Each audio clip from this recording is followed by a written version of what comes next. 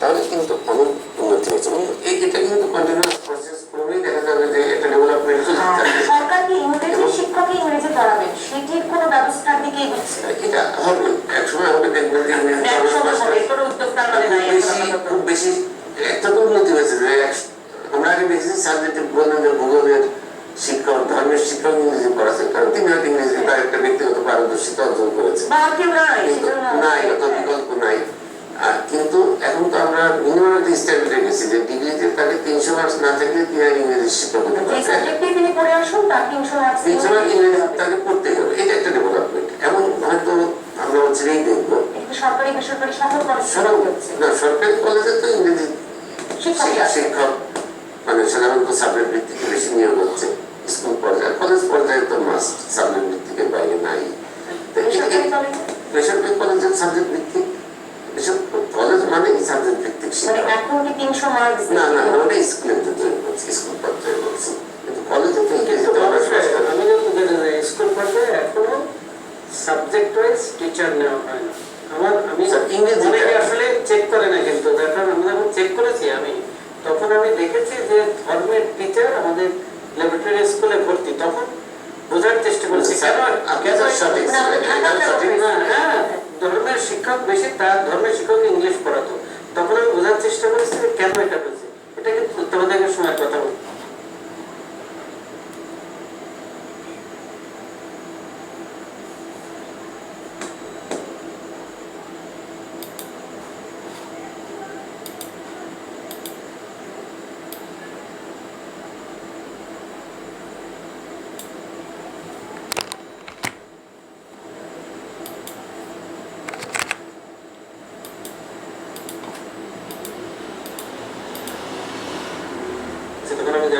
তখন দেখলাম যে আসলে ওই টিচার নিয়োগের সময় দেখা হয় না কোনটা খালি সাবজেক্ট ওয়াইজ নেই, কিন্তু পরে একটা রিকুইজিশন দিয়ে দেয় সেই নেয়, এবং রিকুইজিশন দেয় কোনটা সবাই দেয় ধর্মটার মতো, কারণ সুবিধা হয়, ওটা অনেক লোক থাকে, তদ্বিদ্যাকেতা থাকে, এই জন্য এটা করা হয় না। কিন্তু পরবর্তীকালে প্রাইভেট গভর্নমেন্ট স্কুলগুলোতে এটা করেছে আমার হাত দিয়ে, কিন্তু আমার জানা মতে এটা এখনো ওইটা হয়নি, কিন্তু যে সাবজেক্ট ওয়াইজ নেওয়া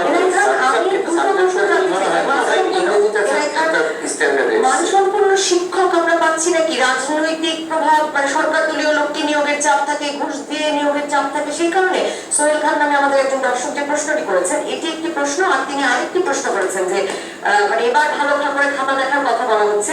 গত বছর যেভাবে বিপুল হারে পাস এবং জিপিএ 5 আমরা দেখেছি, তখন অনেকেই বলছিলেন যে সরকার এক রকমের শিক্ষার মানোন্নয়ন বোঝাতে বেশি বেশি পাস করাচ্ছিল। দেখেন, আমি নিজের থেকে আমি প্রকাশ্যে টেলিভিশনে এসেছি, ওখানে বোর্ডের যে বলেছি উনিও জানেন যে কে সরকার থেকে কোথায় কাকে বলা হয়েছে যে প্রশ্ন বা নম্বর বাড়াই দাও, আমার কোনোদিন জানা নেই, কেউ কমপ্লেন করেনি। আমি চ্যালেঞ্জ দিয়ে বলেছি আসো আমি দেখবো, আমার সময় যখন আছে আমি সচিব ছিলাম, আমি এটা পাইনি। কিন্তু কোথার থেকে লোকে পেয়েছে আমি জানি না, তবে বাংলাদেশের লোকের আমি ইলেকশনের সময় দেখছি, এরশাদ সাহেবের ইলেকশন দেখেছি তো, মানে পরিষ্কার করে বলি, বলা লাগে না, তারা নিজেরাও অনেক কিছু নিজেরা করে ফেলে, অনেক গাড়ে দোষ দেয়। আমি নিজে দেখেছি যে ইয়াং ম্যান, আমি টুঙ্গি পাড়াতে ছিলাম, 86 ভোট কাটাকাটি করে ঢুকাই নিয়ে আসতে, আমি জিজ্ঞেস করলাম ভাই কি ব্যাপার, তো বলে স্যার খুব সুষ্ঠুভাবে সুন্দরভাবে হয়েছে। This is my experience. অনেকে অতি উৎসাহী আছে, কিন্তু অতি উৎসাহী এরকম করে। দুই, আমার জানা মতে এরকম মন্ত্রী মহোদয় বলেছে, এরকম আমার জানা নেই, আমিও বলেছি, তো প্রশ্নই আসে না, এবং আমি উল্টা বলেছি। দ্বিতীয় আর একটা কথা, আমার কাছে আমি আগেই বলছি যে আমার কাছে মনে হচ্ছে রিফর্মের একটা বিরাট সমস্যা, কেউ রিফর্ম করতে চায় না, ভয় পায়, সেটা একটা কারণ। আর রিফর্ম করতে গেলে সচিব মন্ত্রী খুব ক্লোজলি কাজ করতে হবে, সেটা একটা বিষয়। যেমন একটা কথা বলছিলেন যে আমাদের যা আছে সেটা দিয়েও কিন্তু অনেক কিছু আসছি, আমাদের যা আছে এটা দিয়ে কিন্তু অনেক ইমপ্রুভ করা সম্ভব। যেটা বলছিলেন যে ক্লাস সাইজ বড়, এই জন্য করা যায় না। আমি মনে করি সব জায়গায় বড় না, কিন্তু ক্লাস সাইজ গ্রামের স্কুলগুলো, আমি আসছি আমি ক্লাস সাইজ একমাত্র কখনো বলিনি না, সেটা 100 জন ছাত্র নিয়ে আমি চ্যালেঞ্জ দিতে পারি না, সেটা ইভেন সবচেয়ে ভালো শিক্ষকও ভালো ইংরেজি, সেটা আমি বলছি না, সবচেয়ে বড় সমস্যা না পাঠ্যপুস্তক প্রয়োজন, না আমার পাঠ্যক্রমের প্রয়োজন, একজন শিক্ষক কতখানি ভালোভাবে পড়াতে পারছে সেটা দরকার। শ্রেণীকক্ষে একজন শিক্ষক পড়ানোর জন্য তার সে অভিজ্ঞতা আছে কিনা, তার সে এক্সপার্টিস আছে কিনা। আপনি বলছেন ইংরেজি শিক্ষকরা যে আমাদের যারা পাস করে বেরোয় তাদের বিশ্ববিদ্যালয়ে বিজ্ঞানে নেই, সরকারি চাকরিতে যাচ্ছে, এনজিও পাড়ায় যাচ্ছে, বিশ্ব ব্যাংকে যাচ্ছে, নানান জায়গায় যাচ্ছে। ফলে যারা থেকে যান তারাও আবার ঢাকা বেড়ে যেতে আগ্রহী। এই জন্য আমি বলছি এখানে সংস্কার প্রয়োজন। স্কুলকে ধরে রাখার জন্য, শিক্ষকদের ধরে রাখার জন্য কি করা যায় সেটা দেখতে হবে। আমরা কিছু বায়বীয় চিন্তা করলে চলবে না, একেবারে একটা জরিপ করতে হবে কেন একজন শিক্ষক গ্রাম পর্যায়ে থাকছেন না, তার কি কি করলে তিনি থাকতে পারবেন। অনেক রকমের বিষয় জড়িত। আমি চাইলে কিন্তু সেই জন্য বছরের পর বছর আপনার কাছেই ফিরবো। আমি আসলে যে এই ইংরেজি সমস্যার সমাধান, মানে যে ইংরেজি বিষয়টিতে যাতে ছেলেমেয়েরা যে তার বাইরে রাখতে পারছি না সেটি একটি সমস্যা কিনা। আর আমি এর সঙ্গে আপনার কাছে জানতে চাইবো যে মানে হঠাৎ একটি বছর ভালো করে খাতা দেখা হবে, সে কারণে ছেলেমেয়েরা কম পাস করবে, বা ইংরেজির প্রশ্ন আরো বেশি কঠিন হবে, সে কারণে ছেলেমেয়েরা আরো কম ইংরেজিতে পাস করবে। কিংবা আমাদের একজন দর্শক মুক্তার হোসেন লিখছেন যে কুমিল্লা বোর্ডের শিক্ষার্থীরা কি কোনো বৈষম্যের শিকার? সবসময় তারা জন্মগতভাবে দুর্ভাগা কেন? মানে আমরা যখন পাস করেছি তখনও কুমিল্লা বোর্ডে পাশের হাত কম হতো। এই বৈষম্যগুলো আছে কিনা? কপালের উপর নির্ভর ব্যাপারে এটা বাংলাদেশের সমস্যা না, এটা যাদের মাতৃভাষা ইংরেজি তারা বাদে সকল দেশের সমস্যা। কিন্তু গ্রামে ইংরেজি শিক্ষককে রাখা যায় না, সে আরো বেটার অপরচুনিটি পায়, টাকা পয়সা বেশি পায়। শুধু টাকা পয়সা না, শহরে বিদ্যুৎ থাকে, যোগাযোগ ব্যবস্থা ভালো থাকে, আরো অনেক অপরচুনিটি থাকে। তো সেই জন্য শহরে সবাই আসতে চায়। নিয়োগের পদ্ধতিতে পরিবর্তন আনা দরকার, যেটা চেয়ারম্যান মহোদয় বললেন যে দুর্নীতি ছিল এবং এখনো আমি মনে করি কম বেশি আছে। সেই জন্য এনটিআরসিতে 3 স্তরে সিস্টেম করা হয়েছিল। আগে শুধু পরীক্ষা হতো লিখিত, সেই জন্য আমি যখন আইনটা পরিবর্তন করে দিয়েছি, চেষ্টা করছি বেসিক আইন না, সেটা হচ্ছে প্রথমে এমসিকিউ হবে, তাহলে কস্ট কম হবে, একটা মিনিমাম সাইজ আনা যাবে, এরপরে রিটার্ন হবে, তারপর সে শিক্ষকের উপযুক্ত কিনা সেই জন্য ভাই অনেক বিতর্ক ছিল। একবারে করতে গেলে অনেক বাধা। মহাপরিচালক সেদিন বলে গেলেন যে এখনো মানে পিএসসি কমিশনের মতো 3 জনকে শুধুমাত্র এই দায়িত্বে নিয়োজিত করা যায়নি। যারা এই দায়িত্বে নিয়োজিত তারা বাইরে অধ্যাপনা করে, মানে তাদের অন্য কাজ আছে, তার পাশাপাশি তারা করে। আর সামিয়া হোসেন নামে আমাদের একজন দর্শক লিখছেন যে এনটিআরসি কি চায় তারা নিজেরাই জানে না, 13তম নিবন্ধনের বাইবাতে উত্তীর্ণদের নিয়োগ আদৌ হবে কিনা তা অনিশ্চিত। আপনার নিয়ত ভালো না থাকলে অনেক অসুবিধা আছে। সেটা হচ্ছে এই 3 পদ্ধতি হবে এবং প্রথমে এটা বলা হয়েছে কিন্তু লেখা আছে বিধিতে যে আমরা দেখেছি যে যেখানে প্রত্যেক বছর কত পদ খালি হয় তার একটা হিসাব করেছি আমরা করে, ঠিক তার চেয়ে 20% বেশি নেওয়ার কথা বলেছি। কিন্তু এর আগে যদি আপনি খেয়াল করেন, পদ খালি যদি 10,000 হয় 30,000 পাস করায় বসে, 30,000 পাস করায় বসে থাকলে তখন দুর্নীতি হবে, কারণ তখন মার্কেটে সাপ্লাই বেশি, টাকা দিয়ে কেউ ঢুকতে পারে। সুতরাং সেইগুলোকে বুঝতে হবে, এগুলো আরো অনেক পরিবর্তন আনতে হবে। তৃতীয় আর একটা পরিবর্তন আনা দরকার হচ্ছে, যেমন আমরা বলেছিলাম যে ঠিক বেশি বছর থাকবে না, এবং এমন কায়দা এস্টিমেট করা যে এই বছর যারা উত্তীর্ণ হবে নেক্সট ইয়ারের ভিতরে তারা অ্যাবজর্ব হয়ে যাবে, তারা ঢুকে যাবে। পরীক্ষা পদ্ধতিটাই অনেক সময় লেগে যাচ্ছে। এইগুলো চিন্তা করে না অনেকে যারা ওখানে আছে, আপনারা জানেন যে পিছন দিকে আছে এবং একজনকে জেলে ঢোকাতে হয়েছিল। আমার যে প্রশ্নের উত্তরটা আমি আসলে আপনাদের বিশেষভাবে আপনাদের দুজনের কাছে খুঁজছিলাম যে মানে এত খুঁত আছে, আমার শিক্ষক মান সম্পন্ন নাই, আমি শিক্ষক নিয়োগের প্রক্রিয়া এখন একটা নিয়মতান্ত্রিক উপায়ে আনতে পারি নাই, দুর্নীতি হয়, বেসরকারি কলেজে টাকার বিনিময়ে অদক্ষ শিক্ষক নিয়োগ এবং সরকারি কলেজের শিক্ষকদের আন্তরিকতার অভাবের কথা অনেক দর্শক লিখছেন। এই সকল সমস্যা আছে, সেখানে আমি পাবলিক পরীক্ষায় হঠাৎ কোনো বছর ইংরেজি প্রশ্ন কঠিন করে মানে ছেলেমেয়েদের কি ইংরেজি প্রশ্ন কঠিন ইচ্ছা করে তো কেউ করছে না, এটা হয়ে যাচ্ছে। যেমন এবার কুমিল্লা বোর্ডের, কিন্তু মানে আমি 2016 দিলে আমি পাস করতাম, আমি 2017 দিয়েছি আমি পাস করছি না।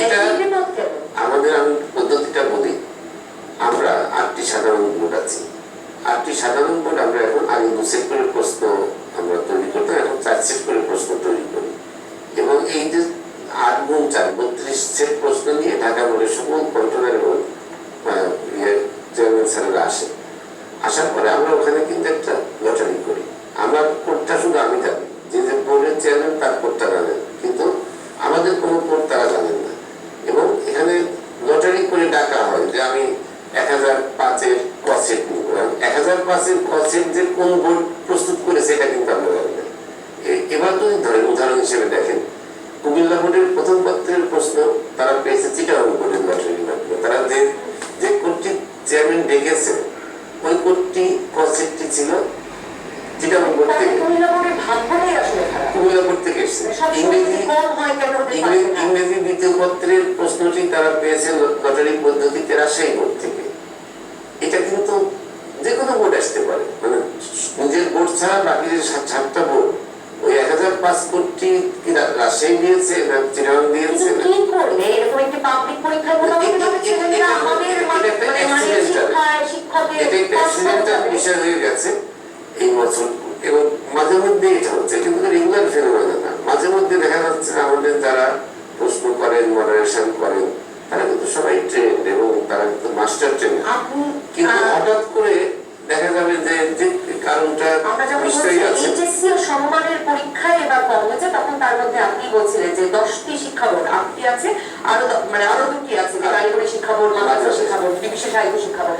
মাদ্রাসা শিক্ষা বোর্ডেও এবার 11% কম ছেলেমেয়ে পাশ করেছে। সবচেয়ে এটার কারণ হচ্ছে এবার আমরা পরীক্ষার ব্যবস্থাপনায় কিছু গুণগত পরিবর্তন হয়েছে। উত্তরপত্র মূল্যায়ন বললামই, কতগুলো বিষয়ে আমি একটু সময় দিয়ে বলবো, 3-4টা বিষয়। যে আমরা কিন্তু প্রথম কেন্দ্রে হাত দিয়েছি, আমরা 113টি কেন্দ্র বন্ধ করেছি। ওই 113টি কেন্দ্র যদি বহাল থাকতো দেখা যাবে 1% পাশের বাড়তো, কারণ সেখানে সমানে আনফেয়ারনেস আমরা বন্ধ করেছি। আমরা কেন্দ্রের দীর্ঘদিন ধরে যে কেন্দ্রগুলো, আমি এক্স কলেজের কেন্দ্র ওয়াই কলেজ হচ্ছে, ওয়াই কলেজের কেন্দ্র এক্স কলেজ হচ্ছে, এক্স কলেজের কেন্দ্র একেবারে আমি তো ঢাকা বোর্ডে আমি বলি যে আমি এখন ডাইল বোর্ডের মতো উঠে গিয়েছি, এবার একেবারে চেঞ্জ করেছি পরীক্ষা ব্যবস্থাপনা। আর মানে আমাদের আগে ইংরেজিতে বিশেষ করে অনেক খাতা দেওয়া হতো একজন এক্সামিনারকে।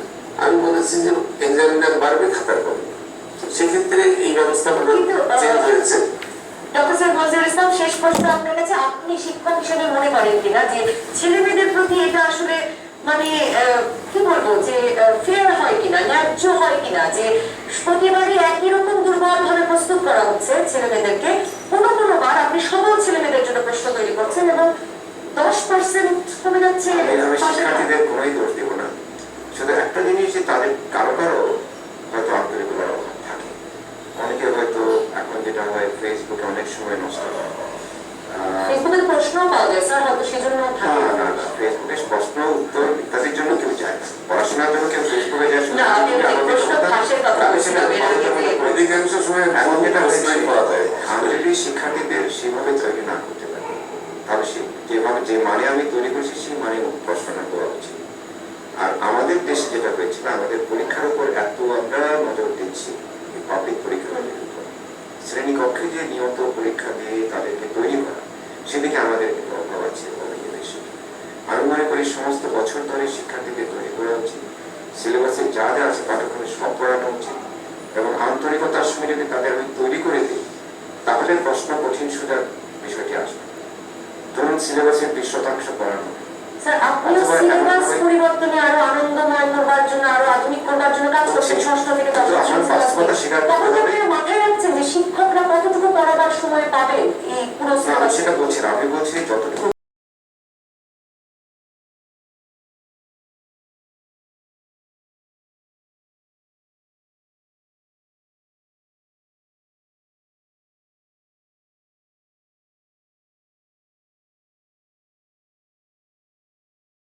খাতা এবার নাকি অনেক কড়াকড়িভাবে মূল্যায়ন করছে। দেখেন ওরা রেজাল্টের কীভাবে রেজাল্ট